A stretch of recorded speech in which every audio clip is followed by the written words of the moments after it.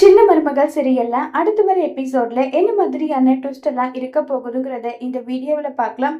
போலீஸ்காரங்க மீடியான்னு சொல்லிட்டு எல்லாருமே வராங்க. உடனே சித்ரா ஈஸ்வரி கிட்ட, மா என்னம்மா இவ பாட்டுக்கு பேசி பாப்பா, போராடி பாப்பா, அதுக்கப்புறம் அவ பாட்டுக்கு அவ வேலையா போயிடுவான்னு பார்த்தா, என்னம்மா மீடியா பிரஸ் போலீஸ்ன்னு எல்லாம் வந்திருக்காங்க.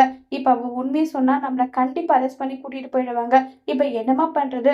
தடயத்துக்கு ஏத்த மாதிரி லெட்டர் வேற எழுதி வச்சுட்டு வந்திருக்கோம். அவ்வளோதாம்மா அவ்வளோதான் சொல்லிட்டு சித்ரா பயந்துட்டு இருக்க. ஈஸ்வரிக்கு என்ன பண்றதுன்னு தெரியல. சரி அமைதியா குழந்தையை கொடுத்துடலாமான்னு சொல்லிட்டு ஈஸ்வரி முடிவு எடுத்து, இங்க பாரு, சும்மா தேவையில்லாத சீன் எல்லாம் இங்க போட்டுட்டு இருக்காத. எப்படி குழந்தைய உங்ககிட்ட இருந்து பிரிக்க முடியும்னு எனக்கு தெரியும். அதை எப்படி பிரிச்சுக்கிறனோ நான் அந்த மாதிரி பிரிச்சுக்கிறேன். முதல்ல அழகுற பிடின்னு சொல்றாங்க. அதெல்லாம் முடியாது, முடியவே முடியாது. இவ்வளவு நாளா நான் கேட்டேனே, என்கிட்ட குழந்தை கொடுத்தீங்களா? இப்ப உடனே போலீஸ் வந்ததும் குழந்தை கொடுக்குறீங்கன்னு சொல்லிட்டு இருக்காங்க. உடனே தமிழ், நீதானம்மா, நீதான் எனக்கு கம்ப்ளைண்ட் பண்ணியா? யாரும்மா உன் குழந்தைய உனக்கே தெரியாம கூட்டிட்டு போனதுன்னு சொல்லி கேக்குறாங்க. இந்த வீட்டுல பெரிய வீட்டு ஆளுங்க இருக்காங்கல்ல, இந்த 2 பேரு தான் பாருங்க மேடம், லெட்டர் எழுதி வச்சுட்டு கூட்டிட்டு போயிருக்காங்க. இங்க பாருங்க மேடம், எனக்கு 2 குழந்தை பிறந்தது. அதுல ஒரு குழந்தை என்னுடைய புருஷன் கிட்டயும், இன்னொரு குழந்தை என்கிட்டயும் வளர்ந்துட்டு இருக்கு.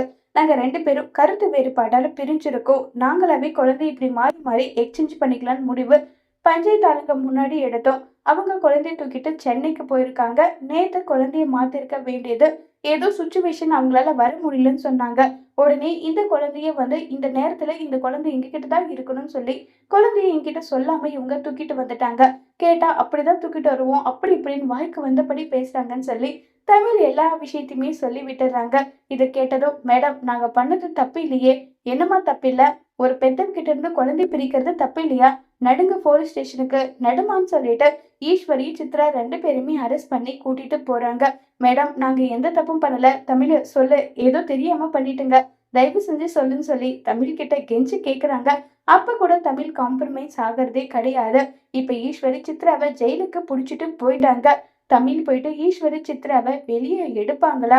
இல்ல அதெல்லாம் முடியாது, இவ பண்ண தப்புக்கு இதுதான் சரியான தண்டனைன்னு சொல்லிட்டு ஈஸ்வரி சித்ராவை ஜெயில இருக்க விடுவாங்களா தமிழுங்கிறத வரப்போற எபிசோட்ல வெயிட் பண்ணி பார்க்கலாம். தேங்க்யூ.